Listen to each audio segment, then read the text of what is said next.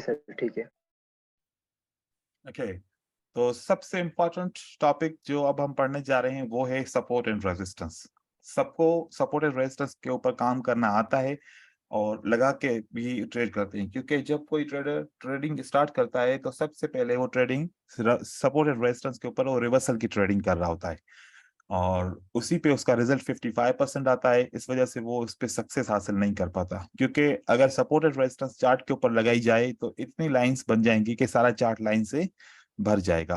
तो अब किस तरीके से सपोर्ट एंड रेजिस्टेंस लगाई जाए और उसका तरीकेकार सही तरीका कौन सा होना चाहिए, और जब किसी भी एसएनआर के ऊपर कैंडल ऊपर क्लोज हो या नीचे से क्लोज हो तो उसको ट्रेड लेने से पहले क्या प्रिकॉशंस लेने चाहिए, फिर हमें ट्रेड करना चाहिए। तो ये सारी चीजें हम सपोर्ट एंड रेजिस्टेंस में समझेंगे, और कितने एसएनआर की टाइप्स होती हैं जो हम ट्रेडिंग के अंदर यूज करते हैं। ठीक है, जो बेसिक थे उसमें 2 से 3 मिनट लगेंगे सिर्फ आप लोग के समझने में कि हम लाइन कैसे खींचते हैं। सबको पता होगा, लेकिन किसी को अगर डाउट है तो वो क्लियर हो जाएगा।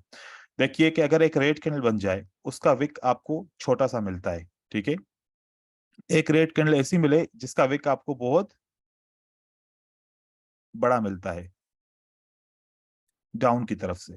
एक रेड कैंडल ऐसी मिल जाए जिसके नीचे विक बिल्कुल भी नहीं है। एक रेड कैंडल ऐसी मिल जाए जिसका नॉर्मल विक है नीचे की तरफ, या एक रेड कैंडल ऐसी मिल जाए वो भी नॉर्मल विक है, जैसे एक नॉर्मल बनता है। फिर यहाँ पर बायर आ जाए तो बायर का विक यहाँ पर बड़ा हो जाता है सेलर के विक के साथ। देखिए नीचे का विक बड़ा हो गया और यहाँ पर बायर का विक छोटा है, सेलर का विक बड़ा है नीचे की तरफ से। और यहाँ पर बायर के कैंडल के अंदर कोई भी विक नहीं है, ऊपर से विक है या फिर ऊपर से भी नहीं हो सकता। यहाँ पर जब सेलर्स के बाद बायर आए तो जंप अप करके बायर बनते हैं, और ये विक हो भी सकता है, विक नहीं भी हो सकता है, विक बड़ा भी हो सकता है, विक छोटा भी हो सकता है, कोई सा भी हो सकता है। फिर यहाँ पर जंप डाउन करके बायर्स आते हैं। तो ये कंडीशंस बनती रहती हैं चार्ट के अंदर। मार्केट इस तरीके से कोई भी रिवर्सल पैटर्न बना रही होती है। जो हम रिवर्सल पैटर्न समझते हैं, इंगल्फिंग हो सकता है, पियर्सिंग लाइन, इनसाइड बार, आउटसाइड बार, या बुलिश हरामी, ये सारे इस किस्म के पैटर्न बन सकते हैं। सपोर्ट एंड रेजिस्टेंस लगाने का जो बेस्ट तरीका होता है, वो सबसे पहले जो हम लाइन लगाते हैं वो ओपन प्राइस पे लगाते हैं। ये ऑफिशियली लाइन कही जाती है कि ये वाला जो जहां से बायर ने स्टार्ट किया, जहां से विजिबल है, अगर हम पहली लाइन लगाएं तो यहां पर लगा सकते हैं। इसको हम सपोर्ट अकेले भी मान सकते हैं, और अगर आपको लगता है कि विक्स बड़े हैं साइज में, तो फिर हम दूसरी लाइन बना के जोन बना सकते हैं सपोर्ट या रेजिस्टेंस बनाने के लिए। तो दूसरी लाइन अगर सपोर्ट बनाते हैं तो सबसे नीचे वाली कौन सी विक है, चाहे वो रेड की हो चाहे वो ग्रीन कैंडल की हो, तो हम वो वाली लगाते हैं। जैसे यहां पर लगा लिया, जैसे यहां पर लगा लिया, जैसे यहां पर लगा लिया। ये हमारा कंप्लीट सेट बन गया सपोर्ट बनाने के लिए। अब यहाँ पर क्या एक प्रॉब्लम आता है, कभी कभार ऐसा होता है कि या तो रेड कैंडल का विक बहुत बड़ा होता है नीचे की तरफ से, या तो रेड ग्रीन कैंडल का विक बहुत ज्यादा बड़ा होता है। जैसे कि ऐसे भी हो सकता है, इस तरीके से ऐसे बड़ा बन जाता है बाजू का। तो फिर यहाँ पर परेशानी ये होती है कि अब अगर पूरी जून लेते हैं तो फिर इसके अंदर तो 2 से 3 कैंडल आ जाएंगी। अब क्या करें? तो ये भी सपोर्ट तो है, इसको इग्नोर तो नहीं किया जा सकता। तो देखें कि अगर आपको जोन बहुत बड़ी नजर आती है कि बहुत बड़ी बन जाएगी, तो आपको यहाँ पर लेने की जरूरत नहीं है, आपको एक माइनर सी जोन बनानी है, ये इतनी सी बस। जहां पर आपको लगे कि विक्स बहुत ज्यादा हैं तो आप छोटे विक को ले लें। छोटी सी जोन, जोन की एक जो स्टैंडर्ड साइज होती है कोई भी जोन बनाने के लिए, वो ये होती है। अगर इससे बड़ी जोन बने तो फिर आप छोटे विक को आप ले सकते हो।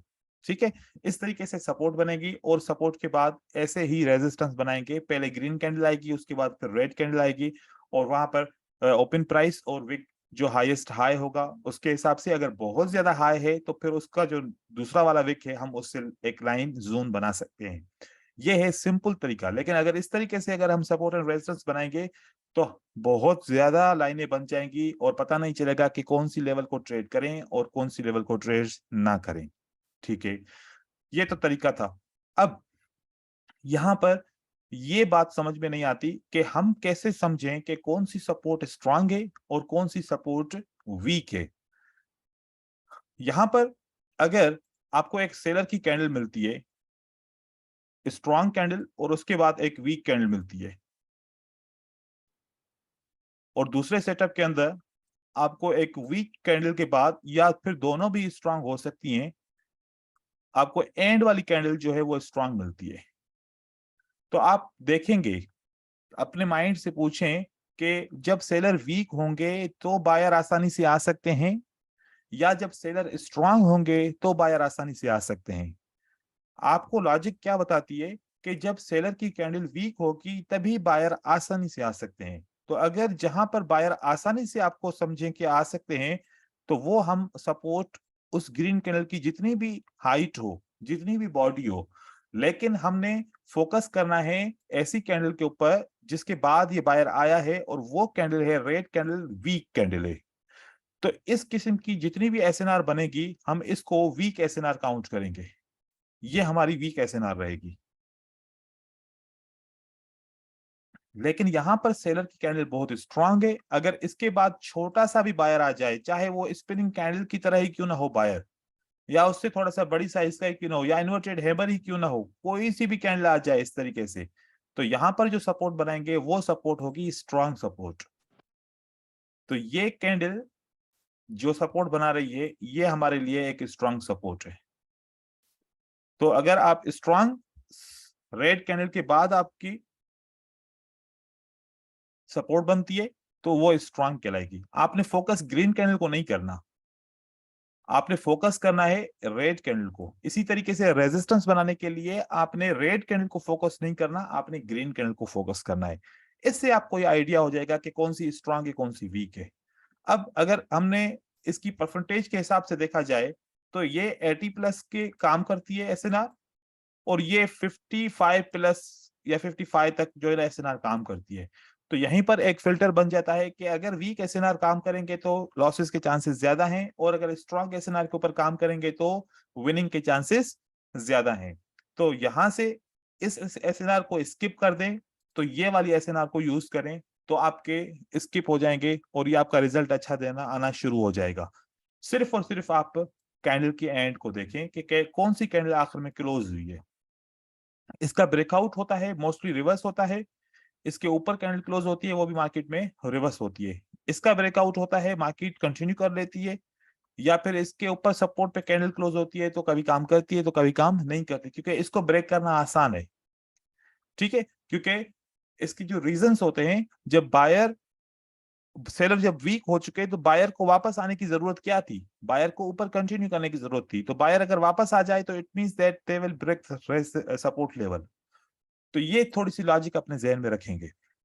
फिर जब हम किसी भी सपोर्ट के ऊपर काम कर रहे होते हैं, फॉर एग्जाम्पल कि एक सपोर्ट हम यहां पर लगाते हैं, ये हमारे पास एक सपोर्ट है, ठीक है।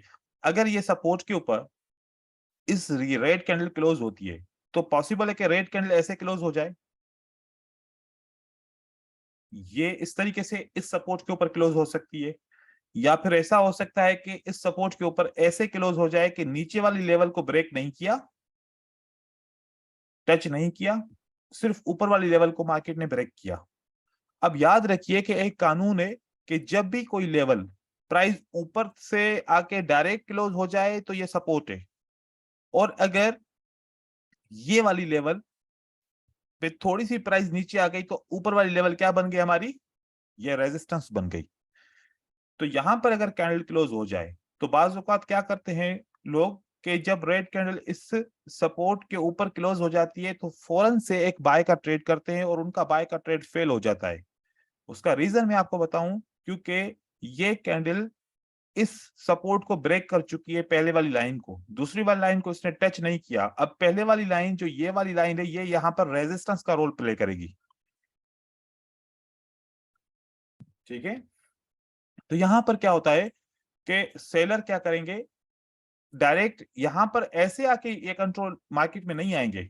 सेलर क्या करेंगे, जंप लगा के इसी रेजिस्टेंस से रेजिस्टेंस लेके मार्केट को कंटिन्यू करेंगे, ठीक है। या फिर अगर यहां पर एक रेड कैंडल ऐसे ही क्लोज हो जाए, और अगर बायर आना चाहते हैं मार्केट में, तो बायर को जंप लगाने की जरूरत नहीं है, और अगर बायर जंप लगा के आना भी चाहते हैं तो बायर इस नीचे वाली सपोर्ट को लेके मार्केट को ऊपर की तरफ लेके जाएंगे, ये पॉसिबिलिटी है।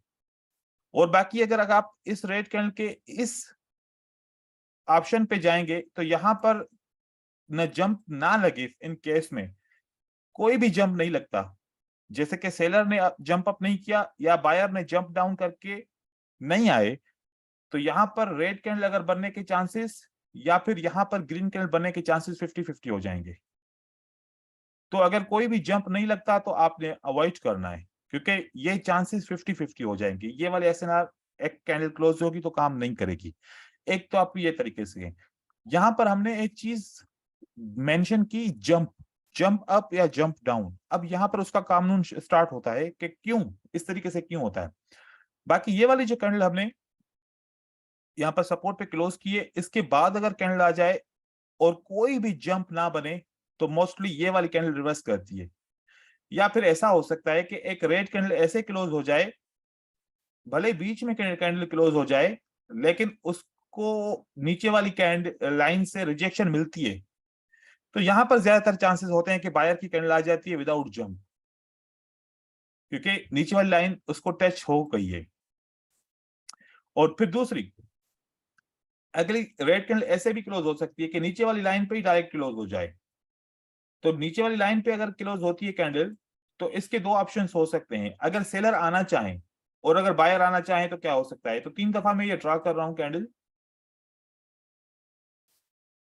यहां से यहां।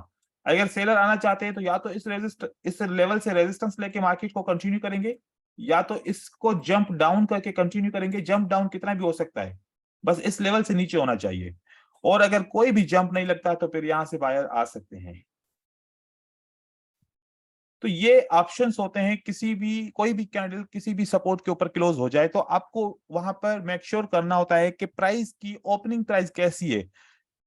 90% ट्रेडर क्या करते हैं, अभी कैंडल अगली ओपन होती है, 1 सेकंड के अंदर ट्रेड लगा लेते हैं। ये कंफर्म नहीं करते कि कैंडल ने जंप लगाया है या नहीं।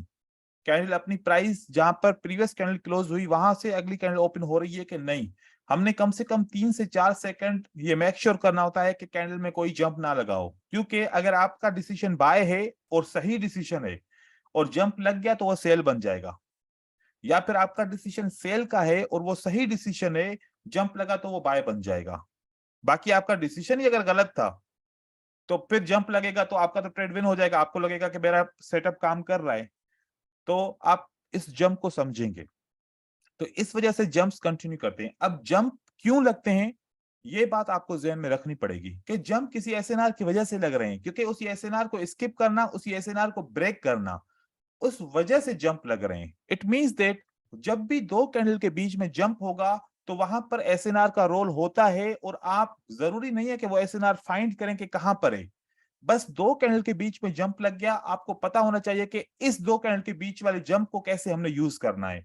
एक तो चांस है कि 90% जब भी जंप लगता है प्रीवियस कैंडल का कलर फॉलो होता है, जैसे कि रेड कैंडल के बाद जंप लगा तो रेड कैंडल 90% चांस से बनेगी। ग्रीन कैंडल ये 10%, ये रीजन होता है कि अगर नीचे से सपोर्ट हो तो 10% ये बायर आ सकते हैं जंप के बाद, नहीं तो 90% ये जंप कंटिन्यू करने के लिए लगाया जाता है। अब आपको ओवरलैप एसएनआर को समझना है। जैसे कि एक ग्रीन कैंडल दूसरी ग्रीन कैंडल ऐसे ओवरलैप करती है अगली ग्रीन कैंडल को, तो ये ओवरलैप करने का रीजन क्या बनता है, कोई भी एसएनआर इसको हिट कर रही होती है, प्रीवियस जो कैंडल नंबर 1 है या किसी एसएनआर के नीचे क्लोज होती है, और उसको ब्रेक करने के लिए कैंडल नंबर 2 जंप लगाती है। तो जंप लगा के ये तो चले जाएंगे अपना रोल प्ले करके, लेकिन मार्केट वापस तो इसी जगह पे वापस आएगी, और जब भी वापस आएगी तो ये जो जंप ओवरलैप वाला सीन है ये बड़ा इंपॉर्टेंट रोल प्ले करेगा। अब इसको कौन सी कैंडल ब्रेक कर सकती है, रेड कैंडल ब्रेक कर सकती है। अगर रेड कैंडल ब्रेक करती है या रेड कैंडल इसके ऊपर क्लोज हो जाती है, अगर ऊपर क्लोज हो गई तब भी रिवर्सल आएगा और स्ट्रॉन्ग एसएनआर माना जाता है इसको। और ये क्लोज होना इस एसएनआर के ऊपर ये सारे कानून लागू होंगे, तो यहां से बायर आ सकता है, और अगर ये ब्रेकआउट हो गया तो भी बायर आ सकता है। तो ये आपने हिडन एसएनआर को समझना है। जो ओवरलैप की एसएनआर ये हिडन एसएनआर काउंट होती है। और इसी को कोई भी फोकस नहीं करता, जिसकी वजह से उसके लॉसेस हो सकते हैं। मतलब कि आप जंप को भी यूज कर सकते हो डायरेक्ट। एक स्ट्रेटजी ये है कि जहां पर भी जंप लगे, आप भले डेमो पे ट्रेडिंग करके आप ये एक्सपीरियंस करके देख लें, जंप लगे तो देखो पिछली कैंडल का कलर क्या है और आप ट्रेड करो, देखो कि आपका कितना रिजल्ट आता है। और उसके बाद फिर उसी जंप का ब्रेकआउट हो जाए और आप फिर देखो कि कितने आपको रिवर्सल्स मिलते हैं। ऐसे ही सेलर की कैंडल के लिए आप जंप लगाएंगे। अब ये वाला जो हमने जंप लगाया ओवरलैप जंप कहते हैं इसको, क्योंकि एक कैंडल दूसरी कैंडल ने पहली कैंडल को थोड़ा सा ओवरलैप किया, इसके ऊपर चढ़ गई है। लेकिन जंप दूसरे किस्म का भी होता है, जब दो कैंडल के बीच में स्पेस बन जाती है। वो कैसे जंप हो सकता है? जैसे कि एक रेड कैंडल के बाद दूसरी रेड कैंडल ऐसे बनी, ये जंप। अगर इसके विक्स बड़े भी हों, इससे कोई फर्क नहीं पड़ता कि आपको विक्स को क्या कुछ करना है, नहीं नहीं, आपने वो वाली पॉइंट लेनी है जहां पर गैप लगाए। आप यहां से पॉइंट ले लेंगे ऐसे, ये वाली पॉइंट, ये आपके लिए एसएनआर है। सेम यहां पर ब्रेकआउट होगा, मार्केट रिवर्स करेगी, और यहां पर इसके ऊपर क्लोज होगी तब भी मार्केट रिवर्स करेगी। तो ये हिडन एसएनआर है, आप इसको यूज करेंगे, इस पे आपका रिजल्ट बहुत ज्यादा आएगा और स्ट्रॉन्ग एसएनआर के ऊपर आपका रिजल्ट ज्यादा आएगा। तो ये है 2 से 3 किस्म एसएनआर के। अब इसके बाद हम दूसरे एसएनआर के किस्म पढ़ेंगे। यहां पर किसी को कोई कंफ्यूजन है वो मुझसे सवाल पूछे, मैं क्लियर कर देता हूँ।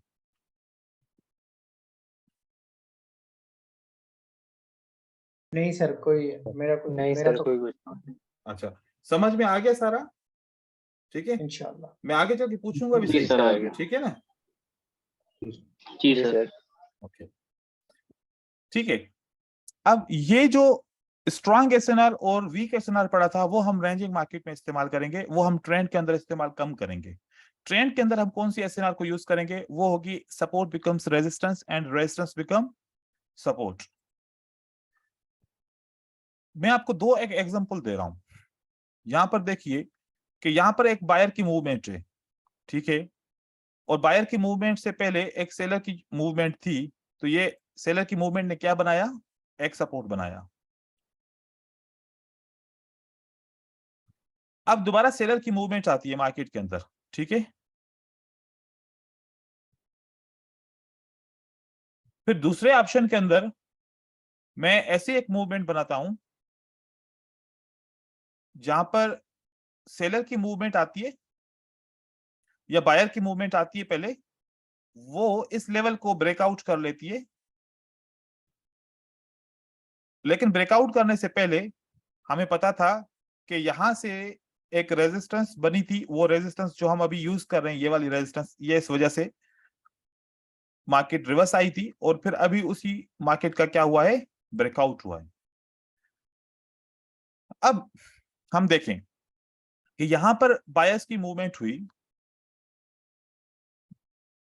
इस मूवमेंट के अंदर हम इसकी स्पेस को चेक करते हैं कि बायर कितने हैं और सेलर कितने हैं। तो यहां पर सेलर्स को देखें। अब रिसेंटली किसने कवर किया है इन बायर्स को? सेलर्स ने कवर किया। लेकिन अगर दोनों की मेजरमेंट करें तो दोनों में क्या फर्क है? जितने सेलर्स हैं उतने ही बायर्स हैं। लेकिन अगर मैं यहां पर सेलर्स को देखूं और मैं यहां पर बायर्स को देखूं, तो अब यहां पर क्या पता चलता है कि इसमें बायर्स ज्यादा हैं, यहां पर इक्वल है। मैं इस एसएनआर को बोलता हूं ओपन एसएनआर, ठीक है, सिर्फ समझने के लिए ओपन एसएनआर बोलता हूं, ताकि ये ओपन है, ये सेटअप आपका 50% काम करेगा ट्रेंड के अंदर, ये 50% काम करेगा। ये वाला जो सेलर को बायर ने कंट्रोल किया, एक ऑर्डर फ्लो बना, और उसके बाद ये बायर इस सपोर्ट को, जो रेजिस्टेंस थी पहले, अब सपोर्ट बन चुकी है, अगर यहां पर दोबारा कैंडल क्लोज हो जाती है इसी सपोर्ट के ऊपर, तो इसके जो काम करने के चांसेस हैं वो ओपन एसएनआर से बहुत ज्यादा हैं। और इसको अगर आप ट्रेड करेंगे तो आप ट्रेंड डायरेक्शनल के वे में ट्रेड कर रहे हैं, आप काउंटर ट्रेडिंग नहीं कर रहे। तो ये जो अगर रिवर्सल होगा तो इसके जो आपको चांसेस मिलेंगे वो 80+ मिलेंगे। ठीक है। तो ये आप ट्रेड कर सकते हो, क्योंकि इस एसएनआर के अंदर जब हम ट्रेड करते हैं तो हमें ऑर्डर फ्लो सपोर्ट करता है, और साथ साथ में हमें नीचे से एक डिमांड लेवल होती है वो सपोर्ट करती है, ऊपर रेजिस्टेंस बिकम सपोर्ट वो सपोर्ट करती है, और साथ में ट्रेंड जो ऊपर की तरफ मार्केट जा रही होती है वो सपोर्ट करता है। तो 3 से 4 चीजें हमें यहाँ पर सपोर्ट कर रही होती हैं, और यहां से ये एक मोमेंटम बायर का वो सपोर्ट करता है। तो अगर ऐसे आप ट्रेड करेंगे तो ये आपके ज्यादा विनिंग मिलेंगे। ट्रेंड के अंदर जब भी एसएनआर को यूज करो, रेजिस्टेंस बिकम सपोर्ट और सपोर्ट बिकम रेजिस्टेंस को यूज करें, ये आपका बेस्ट होगा। इसको एक एज ए स्ट्रेटजी बना के भी आप ट्रेड कर सकते हो, क्योंकि फ्लो भी इसके अंदर साथ है, और जब हम सप्लाई एंड डिमांड को पढ़ेंगे तो वो भी इसके साथ हो जाएगा। तो ये एक सेट बन जाएगा 2 to 3 स्ट्रेटजीज का। तो इसको फोकस ज्यादा आपने करना है। Support become resistance and resistance become support में आप लोगों को कोई कंफ्यूजन है तो पूछिए। मैं इसका एक सेटअप बना रहा हूं ताकि आपको पता चले कि अगर विक्स हो तो हम किस तरीके से लेंगे। अगर कोई भी कंफ्यूजन होगी तो आप सवाल पूछें, मैं उसका आंसर करूंगा आप लोगों को।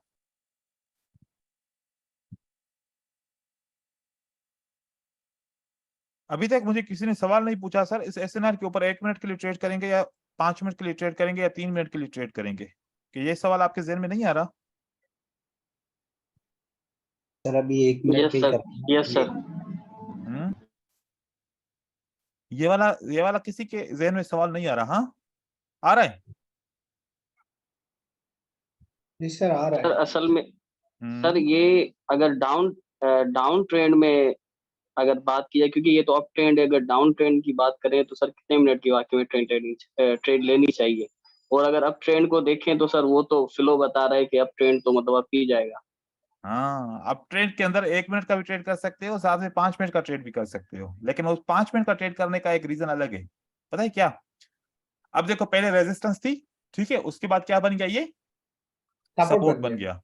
अब आप रिवर्सल का ट्रेड करोगे 1, और कंटिन्यूशन का ट्रेड करोगे 5 मिनट का। रिवर्सल का ट्रेड कितने मिनट का करोगे? 1 मिनट का। 5 मिनट। नहीं, रिवर्सल का 1 मिनट का, ठीक है। अच्छा क्योंकि कंटिन्यूशन का ट्रेड, अब ये रिवर्सल का ट्रेड, अब आपकी कैंडल कहां पर क्लोज हो जाती है? ये सपोर्ट के अंदर। सपोर्ट लेवल का थोड़ा सा नीचे कैसे भी देखो, ये ट्रेंड का फ्लो है ना, थोड़ी सी भी वीकनेस होगी ना, चाहे गैप के साथ क्लोज हो, चाहे इसके आगे पीछे क्लोज हो, ये कवर हो जाएगी, क्योंकि स्ट्रांग कौन है? बायर स्ट्रांग है। बायर। तो इस वजह से यहां पर आप 1 मिनट का ट्रेड करोगे कि एक रिवर्सल का ट्रेड आपको मिलेगा, 1 मिनट का बायर आ जाएगा। राइट हो गया? ये आपका ट्रेड विन हो जाएगा। अब क्या बना है दोबारा? एक पैटर्न बना, एक पैटर्न बना। ये पैटर्न आपको 5 मिनट के लिए मार्केट को ऊपर की तरफ लेके जाएगा। तो यहां से अगर आप 1 मिनट का ट्रेड आपका सक्सेसफुल हो जाए तो साथ में आपको उसके बाद 5 मिनट की एक्सपायरी का ट्रेड भी ओपन कर सकते हैं। लेकिन याद रखिएगा एक चीज के, जो हम ट्रेंड लाइन आगे चल के पढ़ेंगे तो वो ट्रेंड लाइन को मार्केट ने क्रॉस नहीं किया, ट्रेंड लाइन के ऊपर ऊपर मार्केट चल रही है। सर एक सवाल था। जी जी सर मान लीजिए जो लास्ट जो ग्रीन कैंडल बना है आप ट्रेंड में, ऐसा सपोर्ट लेवल पे अगर ट्रेड प्लेस किया बायर लेवल बाई के लिए, तो कभी कभी क्या होता है यहाँ पर डोजी बना के फिर नेक्स्ट कैंडल ऊपर चला, वो डोजी बन सकता है, इनडिसिशन हो सकता है, ठीक है। इनडिसिशन मतलब कि ऐसा होता है कि या तो कैंडल के बीच में गैप होता है, या तो फिर कैंडलस्टिक सही तरीके से उसी एसएनआर के ऊपर क्लोज नहीं होती, तो तब सेलर अगर कंटिन्यू करना चाहते हैं तो वो इनडिसिशन हो जाता है, फिर बायर कंटिन्यू करते हैं। तो ये कंडीशन हो सकती है, क्योंकि डोजी तब आता है जब कोई एक पार्टी इंटरेस्टेड नहीं होती। क्योंकि डोजी कैंडल का रोल क्या है आने का? या तो सेलर इंटरेस्टेड नहीं है, या तो फिर बायर इंटरेस्टेड नहीं है। तो हम वो देखते हैं, फॉर एग्जाम्पल अगर यहाँ पर बायर की जो कैंडल बनी है, अगर बायर इंटरेस्टेड नहीं है तो यहाँ पर क्या बन सकता है? डोजी बन सकता है। नहीं, डोजी बनेगा, सेलर नहीं बनेगा। मतलब कि देखो कि ये एक चीज को याद रखो कि यहाँ पर एक रेजिस्टेंस लेवल है, ठीक है। इस रेजिस्टेंस लेवल के नीचे कैंडल क्लोज होती है बायर की गैप के साथ, तो अगली कैंडल क्या होगी? गैप तो है तो ग्रीन होने का चांसेस भी ज्यादा है। ग्रीन होगी सर, ग्रीन 100% ग्रीन होने के चांसेस है, ठीक है। लेकिन एक चीज है कि बाउंस बैक भी हो सकता है कभी कभार। कभी कभार बाउंस बैक कैसे होता है? अगर भले ही कितनी एसएनआर दूर हो, लेकिन इस एसएनआर के अंदर इतना पावर है, क्योंकि आपने अगर डिसीजन लिया है ना कि प्राइस कंटिन्यू करेगी, तो ये 100% राइट डिसीजन है ट्रेडर का। लेकिन अगर प्राइस ऊपर की तरफ जाए और इस लेवल ने बाउंस किया और मार्केट नीचे की तरफ आ गई, तो आपका इसमें कसूर नहीं है, और ऐसा मार्केट में होता है 10 to 15%। ठीक है, इस तरीके से होता है। तब ये आप नहीं कहेंगे कि एसएनआर या फिर ये मेरा ट्रेड फेल हो गया, नहीं, ये ऐसा हो सकता है। ये आप सोच लें कि कभी भी किसी एसएनआर के करीब आप ट्रेड करेंगे तो बाउंस बैक का खतरा होता है। ठीक है, नहीं तो मोस्टली तो मार्केट ऊपर ही चली जाती है। ठीक है, अगर बैड लक है तो फिर तो आपको पता है ना, बैड लक में तो सारे ट्रेड ही ऐसे ही मिल जाते हैं। ठीक है, बाकी अगर बायर यहां पर इंटरेस्टेड नहीं है तो बायर ऊपर जाएंगे, ठीक है, लेकिन सस्टेन नहीं कर पाएंगे, तो यहां पर क्या बन जाएगा, डोजी बन जाएगा। अब ये डोजी बता रहा है कि बायर्स आर नॉट इंटरेस्टेड, लेकिन अगर गैप होता ना, सेलर्स नहीं आ सकते थे, तो अब ये बायर्स आर नॉट इंटरेस्टेड, अब सेलर आएगा यहां पर। सेलर लेकिन एक दफा कंफर्म करेगा। सेलर क्या करेगा, एक दफा कंफर्म करेगा, अपनी सप्लाई वाली लेवल से कंफर्म करेगा कि आ जाओ भाई, हम चले नीचे, तो फिर इसको टच करके फिर मार्केट में ये सेलर आ जाएगा। ये कंफर्म जरूर करता है इस लेवल से, तो हमें थोड़ा सा ऊपर चल के ट्रेड करना पड़ेगा। यहाँ पर अगर प्राइस आती है, यहाँ से रिजेक्ट होती है, कंफर्म करके बाद में हम ट्रेड कर सकते हैं। तो अब ये सेलर आ गया। अब सेलर जब आ गया, अब आप यहाँ पर देखें तो यहाँ पर कंट्रोल विक है। अब कंट्रोल विक एक एसएनआर का रोल प्ले करती है, तो यहाँ पर किसकी कैंडल आनी चाहिए, ग्रीन कैंडल आना चाहिए सर। ग्रीन मतलब ग्रीन कैंडल, सबको पता है कि ग्रीन कैंडल आनी चाहिए। तो यहाँ पर अब ये एक डोजी, लेकिन यहाँ पर क्या बन गया, डोजी। अब मतलब किसने आंसर किया, बायर्स ने आंसर किया कि वी आर नॉट इंटरेस्टेड। ठीक है, अब कौन आएगा, सेलर्स ने सेलर आएगा। सेलर्स ने किया होगा नहीं, क्योंकि ये कंट्रोल विक है ना, कंट्रोल विक से तो मार्केट रिवर्स करती है ना। कौन कह रहा है, मेहताब कह रहा है। मेहताब पहले क्लास को भूल गए। नहीं है सर, सही है सर। ठीक है, तो यहाँ पर देखो कि यहाँ पर फिर सेलर्स आ जाएगा। अब ये डोजी क्यों आ रहा है, अब आपको पता चला ये दोनों डोजी क्यों आए थे। दोनों दफा बायर्स इंटरेस्टेड नहीं थे,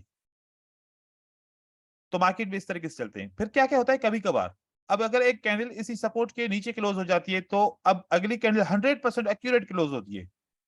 ठीक है, अगली कैंडल क्या बनेगी, रेड बननी चाहिए सर, रेड बनना चाहिए, लेकिन गैप अप और गैप डाउन लगा देगा फिर सर वो प्रोजेक्ट हो सकता है। पहले देखना पड़ेगा सर कैंडल कहां पर ओपनिंग हो रहा है। अब बताओ क्या हुआ, अब किसने आंसर किया, सेलर्स ने आंसर किया। वी आर नॉट सेलर्स ने आंसर किया, वी आर नॉट इंटरेस्टेड। तो यहाँ पर फिर सेलर की जगह पे वो नॉट इंटरेस्टेड हो गया, फिर यहाँ से बायर आएगा। ठीक है, और बायर मार्केट को कंटिन्यू कर लेगा। तो देखो कि doji is a communication candle, तो डोजी कम्युनिकेट करती है सेलर और बायर के बीच में, क्योंकि कोई तो एक पार्टी कभी कभार इंटरेस्टेड होती है, कभी कभार इंटरेस्टेड नहीं होती। जब नहीं होती तो वो डोजी की कैंडल बनती है, और डोजी इसलिए बनते हैं। और खास करके डोजी दूसरी वजह भी होती है। कैसे कि फॉर एग्जांपल आपने 10 लाख रुपए की इन्वेस्टमेंट करनी है, मैंने 50 लाख की इन्वेस्टमेंट करनी है, दूसरे किसी दोस्त ने 1 लाख से ज्यादा की इन्वेस्टमेंट करनी है, लेकिन हमें पता है कि 15 मिनट के बाद एक न्यूज आनी है। क्या आनी है, एक न्यूज। तो हम अभी अगर लाखों रुपए की इन्वेस्टमेंट करेंगे, तो हमें पता है कि 15 मिनट के बाद न्यूज आ रही है। अगर नेगेटिव हुई तो मार्केट नीचे आ जाएगी, और पॉजिटिव हुई तो मार्केट ऊपर की तरफ चली जाएगी। और अगर अभी हमारी एनालिसिस कहती है कि you need to go in up direction, right. अभी सबकी एनालिसिस क्या कहती है कि मार्केट अप ट्रेंड के अंदर है, और आपकी एनालिसिस कहती है पैटर्न के हिसाब से कि मार्केट को ऊपर जाना चाहिए। लेकिन 15 मिनट के बाद न्यूज, अब न्यूज का किसी को भी पता नहीं होता कि पॉजिटिव आएगी या नेगेटिव आएगी। तो अब हम यहां से 15 मिनट के बाद मार्केट में न्यूज आने वाली है, हम यहां पर कोई जो है ना $10 मिलियन की इन्वेस्टमेंट होने वाली है, सारे दुनिया के ट्रेडर्स रेडी हैं। ठीक है, अब कौन 10 मिलियन की इन्वेस्टमेंट करेगा 15 मिनट के वेट के बगैर, हो सकता है कि नेगेटिव न्यूज आ जाए। तो 15 मिनट के बाद ही ये लोग इन्वेस्टमेंट करेंगे ना, कि जो भी न्यूज आएगी उसके हिसाब से सेल करना है या फिर बाय करना है। तो ये 15 मिनट तक मार्केट में क्या रहेगी, वोलेटाइल ज्यादा रहेगा, अनसर्टेनिटी। ठीक है, न सेलर बहुत, मतलब न बहुत बड़ी पार्टियां सेलर की रेडी होंगी ट्रेड करने के लिए, ना बहुत बड़ी पार्टियां बायर की ट्रेड करने के लिए रेडी होंगी। यहाँ पर कौन ट्रेड करेगा? यहाँ पर वो हम जैसे जो रिटेलर्स ट्रेडर होते हैं छोटे छोटे वाले, वो उनको पता ही नहीं होता, वो बस मलंग बने होते हैं, ठीक है। उनको न्यूज का कोई फर्क ही नहीं पड़ता, बस ट्रेड कर रहे होते हैं। लॉस हुआ तो ठीक है, विन हुआ तो छक्का लग गया, ठीक है।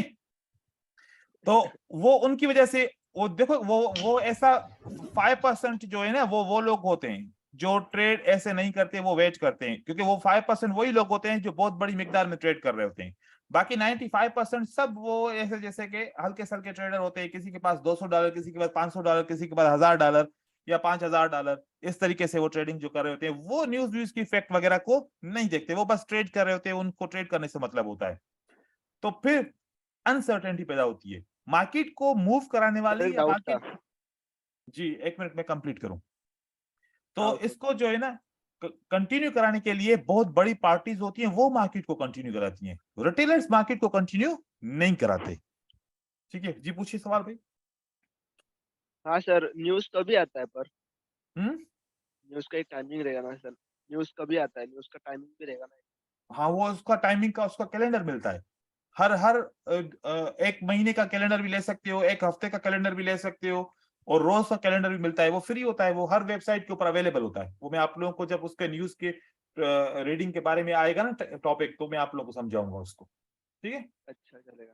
ठीक है, तो देखिए कि न्यूज की वजह से भी मार्केट में अनसर्टेनिटी आती है, और अनसर्टेनिटी जब आती है तो मार्केट में क्या आते हैं? डोजीज आते हैं। और जब मार्केट में वॉल्यूम नहीं होता, जैसे कि सुबह की मार्केट में वॉल्यूम नहीं होता, सुबह की मार्केट में बहुत ज्यादा डोजीज आते हैं।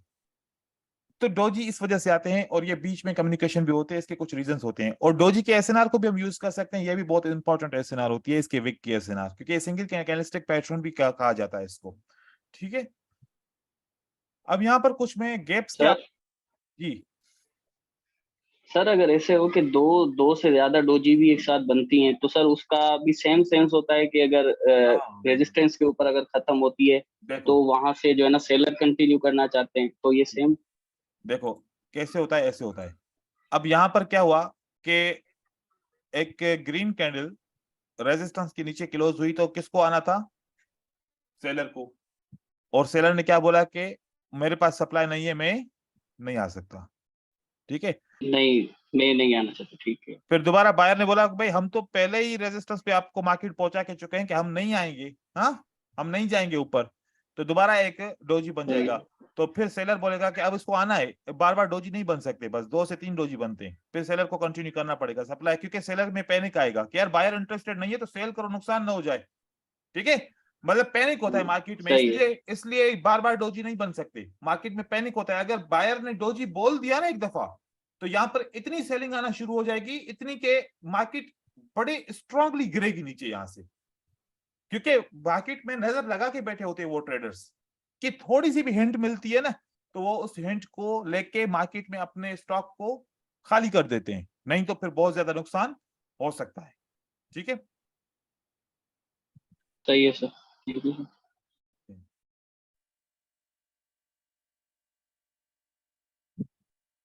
अब हम यहाँ पर गैप्स को पहले रिकॉग्नाइज करते हैं। मैं आपको गैप्स दिखाऊं, तो आपको इस कैंडल और इस कैंडल के बीच में आपको बिल्कुल माइनर सा गैप नजर आ रहा है, लेकिन ये गैप अप है, ये गैप अप है। और इस कैंडल और इस कैंडल के बीच में आपको गैप दिखाऊं, तो ये आपको शो हो रहा होगा, और इस कैंडल और इस कैंडल के बीच में आपको गैप भी नजर आ रहा है। तो ये जो गैप्स होते हैं ना मार्केट में, ये बड़े इंपॉर्टेंट होते हैं, इनकी एक मीनिंग होती है। जैसे कि ये हमारे पास गैप है, ठीक है।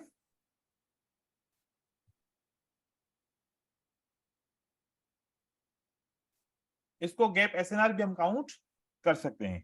अब आप यहां पर थोड़ा सा फोकस कीजिए। नंबर 1, ये गैप ऐसे गैप जो है ना ब्रेकआउट हुआ, ये गैप क्या हुआ? ब्रेकआउट हुआ। इस ब्रेकआउट की वजह से मार्केट रिवर्स हुई। जब मार्केट रिवर्स हुई, तो ये कैंडल कहां पर क्लोज हो गई? जो गैप की एसएनआर है उसके अंदर क्लोज हो गई। अब किसको आना चाहिए था?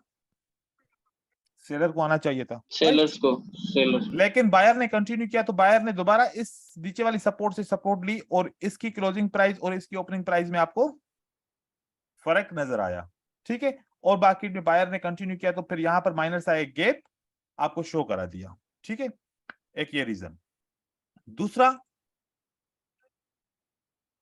गैप देखें, आपको ये कैंडल और ये कैंडल के बीच में गैप नजर आया, ये देखें। अब देखें, ये एक पैटर्न है, चाहे ये पैटर्न कंट्रोल विक के अंदर आया है, कुछ भी आया है, लेकिन एक पैटर्न तो है ना ये। इस पैटर्न के बाद क्या आई, सेलर्स ने हमें इन्फॉर्म किया वी आर वीक और ये रिट्रेसमेंट भी हो सकती है। लेकिन अगर सेलर्स को दोबारा कंटिन्यू करना पड़ा तो सेलर्स ने क्या लगाया, गैप लगाया, यहां पर गैप लगा दिया। और अगर मैं यहां पर देखूं कि ये रिट्रेसमेंट की कैंडल क्यों आई थी, क्योंकि इतने इन्वर्टेड हैमर की कैंडल बने तो मार्केट कंटिन्यू करती है मोस्टली, ये रिवर्स नहीं होती। तो यहां पर भी एक गैप था, यहां पर भी एक सेलर के बीच में ये गैप था और इसी गैप का ब्रेकआउट हुआ है। ये ग्रीन कैंडल ने इस गैप का ब्रेकआउट किया, ये सेलर वापस आया मार्केट में, गैप की वजह से, ब्रेकआउट की वजह से मार्केट में ऊपर की तरफ आ गया। ठीक है, फिर इन्होंने कंटिन्यू किया, दोबारा इन्होंने गैप लगाया। अब यहां पर इस तरीके से मैं ये वाला अगर गैप दिखाऊं आपको, ठीक है, आपको गैप के ऊपर बहुत फोकस करना पड़ेगा, इसकी ऑब्जर्वेशन करनी पड़ेगी बहुत ज्यादा।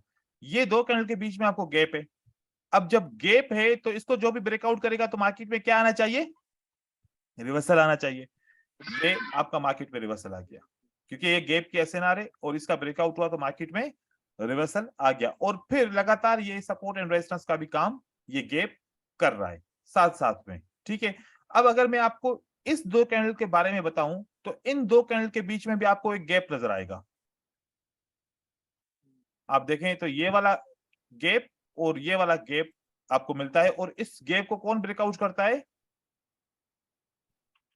सेलर्स ब्रेकआउट करता है। सेलर्स ने एक दो एसएनआर को ब्रेकआउट किया, जो दोनों गैप वाले एसएनआर थी, तो बायर वापस मार्केट में मौजूद है, वो जो आ जाता है। फिर ऐसे ही अगर आप गैप्स को देखते जाएं तो गैप आपको बहुत सारे मिलेंगे। आपको अगर दिन के 10 से 12 ट्रेड करने हैं ना, ये आपका टारगेट है ना, तो गैप की स्ट्रेटजी बहुत ही पावरफुल आपको काम करेगी।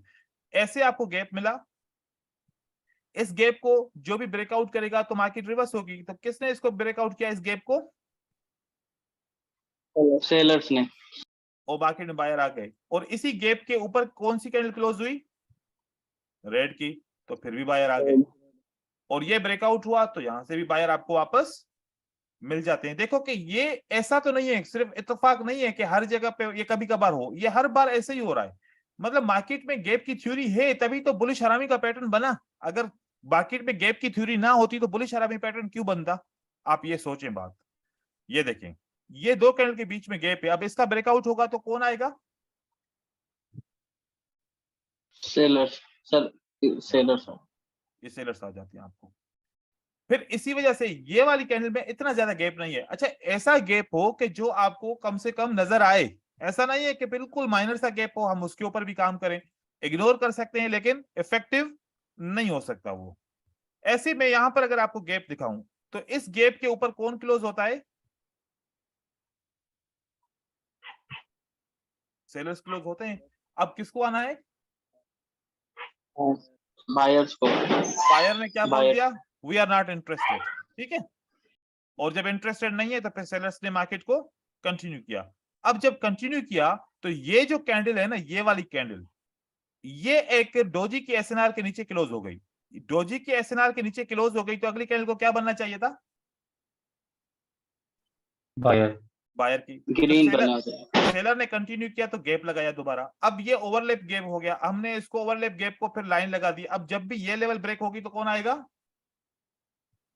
बायर, मार्केट में बायर्स के बाद सेलर आ सकते हैं। देखो ये इतना बड़ा ब्रेकआउट हुआ, इतना बड़ा, हालांकि ये टेस्ट भी हो चुकी है लेवल, ये इतना बड़ा ब्रेकआउट होने के बाद आप देखो कि सेलर्स यहां तक आते हैं और बाउंस बैक होता है। क्या होता है, फिर बाउंस बैक होता है, और इतनी माइनर सी कैंडल। लेकिन ये कैंडल मैं समझता हूं कि डोजी है। अगर हम कहीं कहीं पर दूसरी किसी डेटा पे देखें तो ये हमें डोजी कैंडल जरूर मिलती है।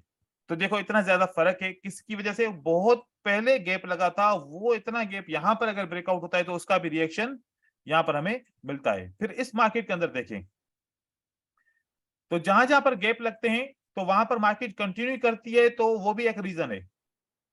यहां पर देखें, ये वाला एक गैप है, और इस गैप को किसने ब्रेकआउट किया है, बायर्स ने, और मार्केट नीचे की तरफ आती है। एक तो ये रीजन बन गया।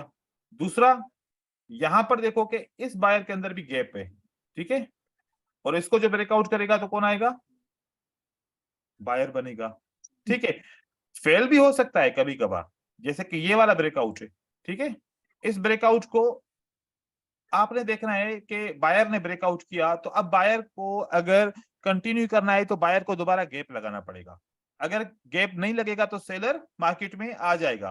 अब आप अगर यहाँ पर थोड़ा सा नोटिस करो तो इस ग्रीन कैंडल की क्लोजिंग प्राइस एंड अगली कैंडल की ओपनिंग प्राइस में आपको थोड़ा सा माइनर फर्क नजर आएगा।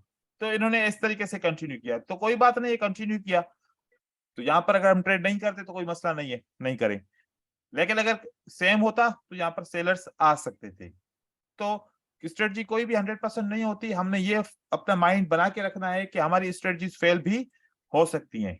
ठीक है, कहीं पर अब और आपको मिले, आप इसकी ऑब्जर्वेशन करेंगे। अच्छा, कॉटेक्स की मार्केट में जाएंगे तो पॉसिबल है कि आपको गैप्स कम नजर आए, लेकिन आप यहाँ पर देखेंगे तो गैप्स आपको मिलेंगे। तो आप यहाँ पर हाँ एनालिसिस यहाँ पर कर सकते हो, ट्रेड आप कॉटेक्स के ऊपर कर सकते हो, तो आप ऐसे करें तो कोई मसला नहीं है। ये ब्रेकआउट होता है, मार्केट रिवर्स होती है, तो देखो ब्रेकआउट मतलब कि गैप की ऐसे ना कितनी इंपॉर्टेंट है, ये इनविजिबल है। अब ये चीज मैं आप लोगों को एक बात बताना चाह रहा हूं, वो चीज को फोकस करें। जो मार्केट दिखाना चाहती है ना वो नहीं देखो, जो मार्केट आपसे छुपाना चाह रही है उसको देखने की कोशिश करो। तो ये गैप्स के अंदर कितना राज छुपा हुआ है, ये मार्केट आपसे छुपाना चाह रही है, क्योंकि मोस्टली बिगिनर्स को तो पता नहीं होता। तो आप उन चीजों को फोकस करें जो मार्केट में दिखती नहीं है। जी सर, ये गैप जी जैसे आगे मार्केट चलती है कितना लंबा समय तक ये काम करता है? हम वन टाइम यूज करेंगे इसको, ठीक है, क्योंकि मैं जो भी एसएनआर या कोई भी सेटअप बताता हूं मैं वो कहता हूं कि वन टाइम यूज करो, दोबारा नया सेटअप बने फिर दोबारा से ट्रेड करो। इसको लगातार ऐसे लगा के नहीं रखेंगे पीछे से जाके कि अब जब भी इसको ब्रेकआउट करें तो हम इसको ट्रेड करें, ये फिर इफेक्टिव नहीं रहेगा। वन टाइम रिसेंटली जहां पर बने आप वहां पर इसको ट्रेड कर सकते हो। ठीक है, और यहाँ पर देखिए इसका रिजल्ट, ये वाला गैप है, ये माइनर सा गैप है, वो भी काम कर लेता है। और इसके ऊपर अगर गैप देखो तो ये भी गैप है, ये भी आपका गैप काम करता है। ये ब्रेकआउट होता है मार्केट रिवर्स होती है, ये ब्रेकआउट होता है मार्केट रिवर्स होती है। देखो कि इसी जगह से सेलर स्टार्ट होते हैं जहां पर गैप है, मतलब कि है कुछ यहाँ पर एक एसएनआर है जो छुपी हुई है। ठीक है, ये एसएनआर छुपी हुई है, ये एक गैप को ब्रेकआउट करती है और दूसरी गैप के एसएनआर के नीचे क्लोज होती है। हालांकि सबका क्या होता है, वो ये देखते हैं कि ये रेजिस्टेंस लेवल है, यहां तक तो बायर आएगा, वो देखते हैं कि रेजिस्टेंस नहीं है तो बायर कंटिन्यू करेगा। लेकिन आप देखें कि बिल्कुल एक्यूरेट कैसे ये गैप्स काम कर रहे हैं। ठीक है, तो इसके अंदर भी आप एसएनआर को यूज कर सकते हैं। आज के लिए इतना काफी है, फिर इंशाल्लाह कल की क्लास में मजीद सपोर्ट एंड रेजिस्टेंस के ऊपर कंटिन्यू करेंगे। अभी एक दिन या 1.5 दिन मजीद जो है ना अभी एसएनआर के टॉपिक चलेंगे, फिर और भी कुछ है, विक ओवर विक है, वो भी हम पढ़ेंगे। यस सर, हेलो जी सुन रहा हूँ ब्रदर, सुन रहा हूँ। अच्छा सर, मुझे कल वाले में से एक क्वेश्चन था, वो मुझे जल्दी पूछना था, लेकिन यहाँ पर इलेक्ट्रिसिटी की वजह से मैं आपसे वो नहीं पूछ सका। सर जैसे कि आपने कल हमें रेफरेंस वाला पैटर्न बताया था कि रेफरेंस 1, 2 और 3। तो जैसे रेफरेंस 1 में आपने कहा कि मतलब बायर्स की या सेलर्स की डिमांड खत्म हो जाती है, तो एक सिंगल कैंडल को देखकर फिर उसके बाद सर 2 बननी चाहिए या 2 से ज्यादा भी बन सकती हैं? 5 भी बन सकती हैं, 6 भी बन सकती हैं, लेकिन वो ट्रैप हो सकता है, वो ट्रैप हो सकता है। जैसे कि यहाँ पर देखो कि यहाँ पर क्या होता है कि ये स्टॉप हुआ, राइट, फिर रेफरेंस 2 बना, तो आपने ये ट्रेड कर लिया, आपका विन हो गया। अब उसके बाद भी बनता है, वो भी विन होता है, उसके बाद भी बनता है, वो भी विन होता है, लेकिन ये बहुत कम बनता है, ये बहुत कम बनता है। हम इस पे ट्रेड करेंगे कभी विन नहीं तो मोस्टली लॉस होगा। तो हम सिर्फ रेफरेंस 3 तक जा सकते हैं, चीजों को हम थोड़ा सा अलग तरीके की नजर से देखेंगे, क्योंकि अगर बार बार एक ही चीज के ऊपर ट्रेड करते रहे तो लालची बन जाएंगे। लालची नहीं बनना यहाँ पर, हमें जो है ना थोड़े से ऐसे सेटअप पे ट्रेड करना है जो ज्यादा एक्यूरेट हो। तो बार बार ऐसे मार्केट बन सकती है, जैसे कि मैं आपको दिखाऊं कि ये बायर के बाद ये रेफरेंस 1 बना, ये रेफरेंस 2 बना और ये रेफरेंस 3 के ऊपर हमने ट्रेड किया, सही है। साथ में रेफरेंस 4 भी तो बना, वो भी तो विन हुआ, लेकिन रेफरेंस 5 फेल हो गया ना। ठीक है, और इसी तरीके से हम रेफरेंस को देखेंगे मोस्टली के रेफरेंस हम क्योंकि मार्केट के ना एक वेव का एनालिसिस है कि अगर इंपल्स बनता है तो 8 से 12 कैंडल ऊपर जाती है। कितने? 8 से 12। करेक्शन बनता है तो 3 से 4 या 5 कैंडल नीचे की तरफ आती है। तो अगर यहाँ से एक वेव बन रहा है तो 12 कैंडल अगर हो गई तो अब किसी वक्त भी मार्केट नीचे की तरफ आ सकती है ना। तो इसलिए हम बस एक ही रेफरेंस को 3 कैंडल के अंदर तक ट्रेड करेंगे, मजीद ट्रेड नहीं करेंगे। हाँ, कब ट्रेड करेंगे? अगर ये कंसोलिडेशन मार्केट में हो तो फिर आपको 10 से 15 कैंडल ट्रेड करने को मिलती हैं। कंसोलिडेशन मार्केट में, ट्रेंड में तो नहीं करेंगे हम इस तरीके से। ठीक है, सर एक पूछूं मैं? बस एक सवाल पूछो, उसके बाद फिर हेलो। बंद करेंगे क्लास। जी पूछे। हाँ सर, ये IQ ऑप्शन में ना, आप जैसे ये पैटर्न है ना आपका, मतलब दिख रहा है जैसे कैंडल्स पीसी में, वैसे IQ ऑप्शन के मोबाइल में नहीं दिखता। तो मोबाइल में तो नहीं दिखेगा ना, मोबाइल का तो एप्लीकेशन के अंदर आपको सिर्फ डिजिटल दिखेगा, बाइनरी भी नहीं दिखेगा।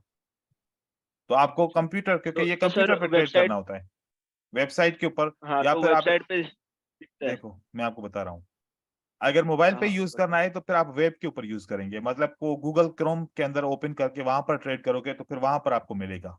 ठीक है, अगर सिर्फ मोबाइल की एप्लीकेशन पे ट्रेड करोगे तो फिर उस पे सिर्फ आपको डिजिटल मिलेगा, बाइनरी नहीं मिलेगा। ठीक है, तो उसके बहुत सारे डिफरेंट डिफरेंट एप्लीकेशंस पे आती हैं। ऐसे आप करें कि आप कंप्यूटर के ऊपर ट्रेड करें, ट्रेडिंग कंप्यूटर पे होती है। आप मेरी स्क्रीन देख रहे हैं कितनी बड़ी है, तो अगर स्क्रीन बड़ी ना हो तो फिर इंफॉर्मेशन ही नहीं आएगी ना। अगर एक मोबाइल की स्क्रीन के अंदर कितनी 8 से 10 या 12 कैंडल आएंगी ना, उसमें क्या हम देख सकेंगे? तो उसमें देखना थोड़ा सा मुश्किल लगता है। हाँ, मजबूरी हो सकती है, किसी के पास कंप्यूटर नहीं है, वो फिर मोबाइल पे यूज करता है, लेकिन फिर वो मोहतात होकर ट्रेड करे, समझ के ट्रेड करे और थोड़े से ट्रेड करे, ज्यादा ट्रेड ना करे। ठीक है, ठीक है, मिलते हैं कल की क्लास में इंशाल्लाह। अल्लाह हाफिज, थैंक यू, अल्लाह हाफिज़ सर। थैंक यू, अल्लाह हाफिज़। Thank you sir. Thank you.